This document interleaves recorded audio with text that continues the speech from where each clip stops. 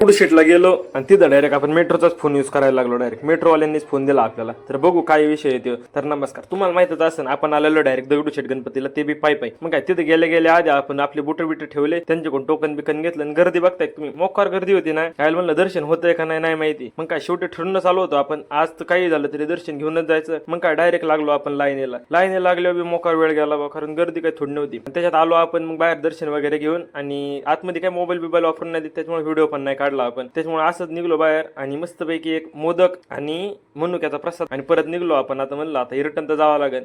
आपण म्हणलं आलो येताना तर आलो आपण पायी, पण जाताना आपण मेट्रोने जायचं, कारण आधीच पायी दुखत होते मोकरचे. त्याच्यामुळे चालतो इथं मंडे स्टेशनला आयला म्हणलं आधी जायचं म्हणलं तिकीटचं काढावंच लागेल ना. तिकीट काढायचं आधी इथं एक मोबाईल होता, यायला कायच होता ते नाही माहिती, पण चला म्हणलं आधी आपला हिशोब करून घेऊ. मग काय आपल्या आधी 4 वर्षाचा हिशोब करून घेतला, 4 वर्ष बी राहायचं आपल्याला पुण्यात. मग काय त्याच्यानंतर म्हणलं यायला आपला तसा बी कॅमेराचा थोडा प्रॉब्लेम आहे, त्याचा कॅमेरा चालू आहे की नाही ते बघू. कॅमेरा तर चालू होता बरं का, पण ते फोटोच काढत नव्हता, काळ येत होतं कमन काय. यायला म्हणलं ह्याला द्यावं ठेवून, नाही तर उगा हानीन बिनीन. आपलं तिकीट काढा आणि आपलं चला. मग काय तिथून तिकीट वगैरे काढा, आपण डायरेक्ट निघलो. आता हे काय त्याच्यामुळेच म्हणलं इथून चला आता एक्सेलेटर निघाली, त्याला काय म्हणतात ते आपल्याला माहित नाही बरं का, तुम्ही ते कमेंट मध्ये सांगा. पडायचं बा म्हणलं इथून. मग काय तिथून गेलो पटक्यानी, आणि तेवढ्यात रेल्वे आली होती. आता अंडरग्राऊंड म्हणलं इथं सगळं नियोजन त्यांचं. मग काय पटक्यान शिरलो आपण मेट्रो येऊन थांबली होती, आणि अख्खी मोकळी होती, त्याच्यामुळे काय बसायला काय एवढी अडचण नाही आली. तिथून डायरेक्ट आपण पोहोचलो इथं संत तुकाराम नगर मेट्रो स्टेशनला. तिथून म्हणलं आता काय आता आलो, पाय बी मोकार दुखत होते. मग काय तिथून डायरेक्ट रिक्षा पकडली आणि डायरेक्ट निघलो आपण रूम कडे. तोपर्यंत तुम्ही फॉलो करून घ्या आणि लाईक करायला अजिबात विसरू नका, शेअर करावा तेवढं, आणि युट्यूबला बी सबस्क्राईब करायला विसरू नका.